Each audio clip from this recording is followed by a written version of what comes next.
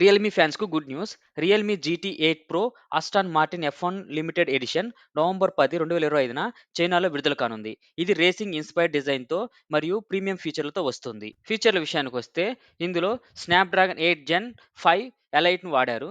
Display విషయానికొస్తే ఏఎంఓఎల్ఈడీ 120 hertz refresh rate ఉండే అవకాశం ఉంది. Camera setup triple camera racing theme డిజైన్‌తో వస్తుంది.